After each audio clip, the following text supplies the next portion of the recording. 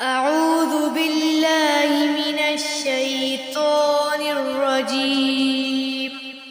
بسم الله الرحمن الرحيم. آمن الرسول بما أنزل إليه من ربه والمؤمنون كل آمن بالله وملائكته وكتبه ورسله لا نفرق بين أحد من رسله وقالوا سمعنا وأطعنا غفرانك ربنا وإليك المصير.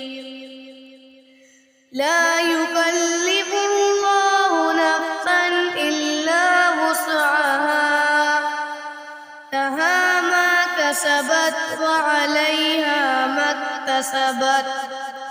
ربنا لا تؤاخذنا إن نسينا أو أخطأنا،